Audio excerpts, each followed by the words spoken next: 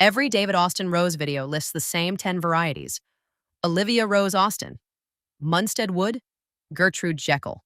Scroll through enough of them and you'll notice the exact same names on repeat, video after video, channel after channel. But there are gorgeous, genuinely reliable David Austin roses almost nobody recommends, sitting in plain sight in the catalog while everyone photographs the same handful of famous faces. Today, 5 of them: Boscobel, Mill on the Floss, Roald Dahl, Wollerton Old Hall, and Imogen. Some of these you may already own without realizing they're underrated. Others you've probably scrolled past 100 times without a second glance. By the end of this video, you'll know exactly why that's a mistake, and which of these 5 might already deserve a spot on your own shortlist. Let's start with the first one. Boscobel, the fragrance nobody mentions. Boscobel comes up occasionally as a compact pick, but almost nobody talks about the fragrance, and that's the real omission. It's a warm myrrh scent with a distinct hint of pear, genuinely one of the more distinctive noses in the entire range, not just a generic rose smell repeated across a dozen other varieties. The color does a lot of quiet work, too. A rich coral salmon that shifts warmer or cooler depending on the light, which means it reads differently in morning sun versus late afternoon, giving you more visual variety from one plant than most single-color roses ever offer. It stays compact, upright, and genuinely disease-resistant, which should make it a constant recommendation for small gardens. Instead, it gets a passing mention on best-of lists if it gets mentioned at all.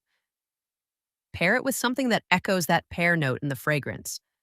A nearby herb bed or even a potted fig can pick up on that unexpected scent connection, which is the kind of detail you'd only notice from actually growing the plant rather than reading a spec sheet about it.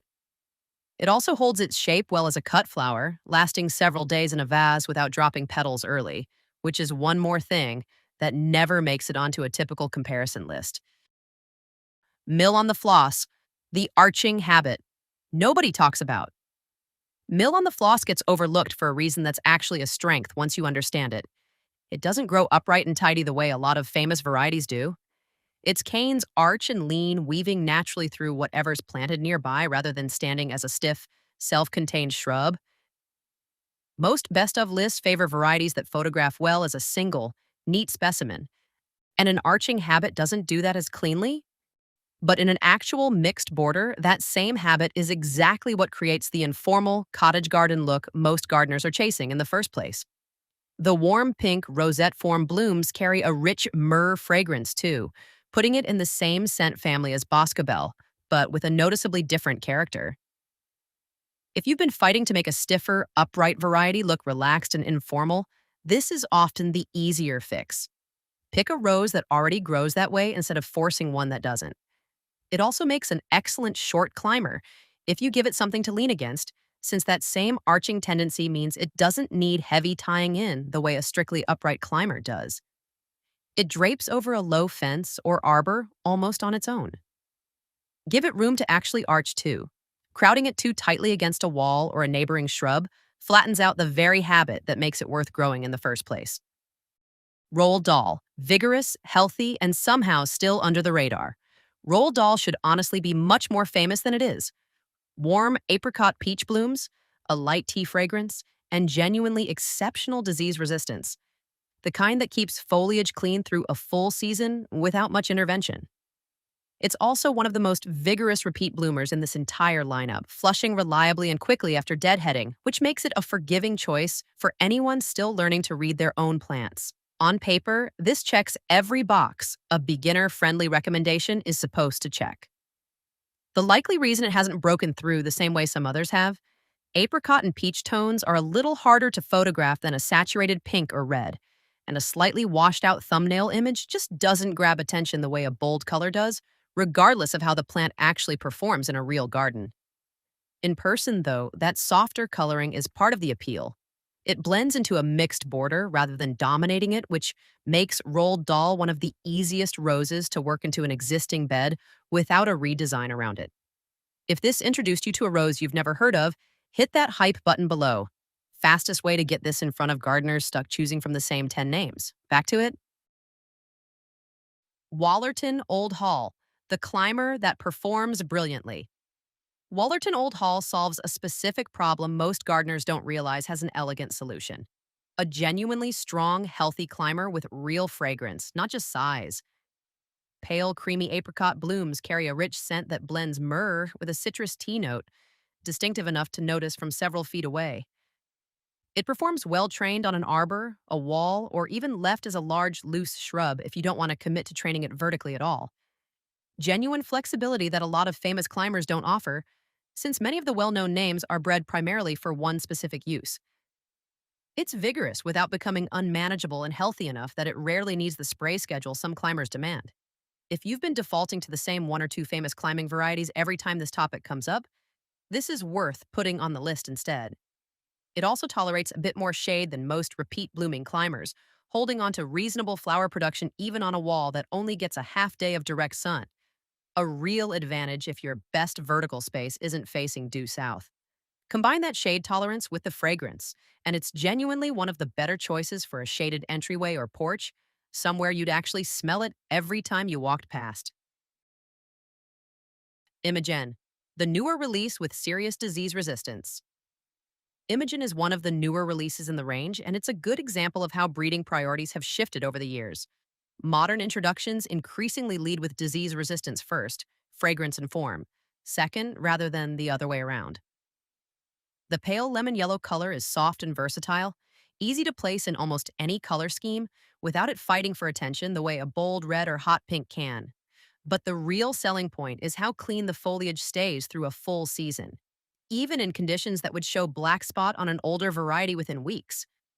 Being newer works against it in the popularity contest, simply because there hasn't been enough time for word to spread the way it has for decades-old favorites. Give it a few more years of quiet performance in real gardens, and don't be surprised if this one eventually becomes one of the obvious recommendations everyone assumes has always been popular. If you're specifically hunting for a rose that pairs well with the softer, pastel companion plants we've covered on this channel before, Imogen's pale yellow sits comfortably alongside nearly every other color without competing for attention, which is a genuinely underrated trait in a border planting.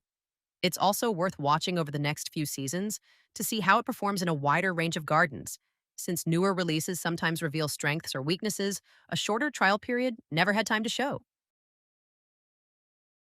Why the popular varieties dominate. Here's what actually drives which David Austin roses get talked about, and it has almost nothing to do with which ones perform best in your garden. A handful of varieties became famous early, and once a name has enough search volume floating around, it becomes the safe, easy choice for every new list. Popularity feeds more content feeds more popularity, and a genuinely excellent variety that never got that initial push can sit for years without building a reputation. That's exactly why you'd never heard of the 5 roses you just saw. None of them obscure or hard to find, just never handed the spotlight. How to evaluate any lesser-known variety before you buy. Here's how to actually judge whether an unfamiliar variety deserves a spot in your garden, rather than defaulting to whatever name you recognize.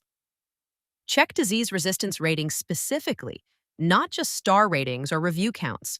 A newer or less photographed variety can have superior resistance data while still having far less buzz, simply because fewer people have grown it long enough to talk about it online. Check hardiness for your actual zone before anything else. In zone 5 to 6, that means confirming it's rated for real winter cold. Not just assuming a beautiful catalog photo means it'll survive your climate. Warmer zone. 7 to 8 gardeners have more flexibility here, and colder zone 3 to 4 gardeners should be especially careful since a stunning but borderline hardy variety is a real gamble worth avoiding.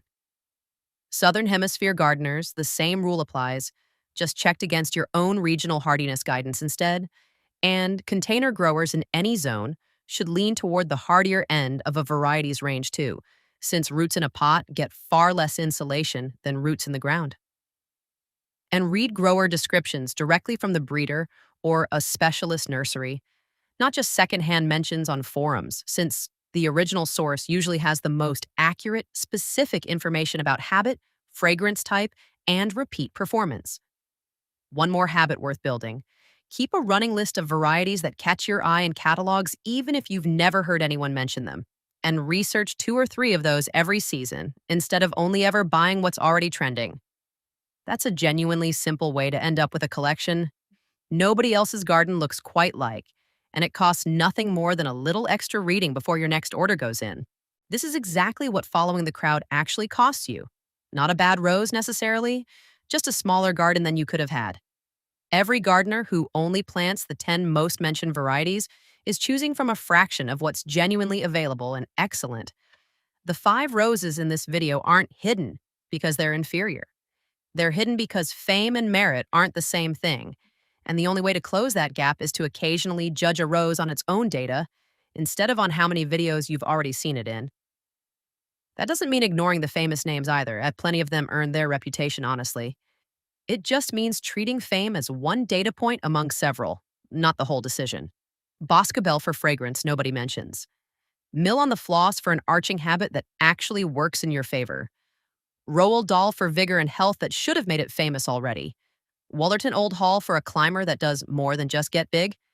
And Imogen for disease resistance from a variety that just hasn't had time to build its reputation yet.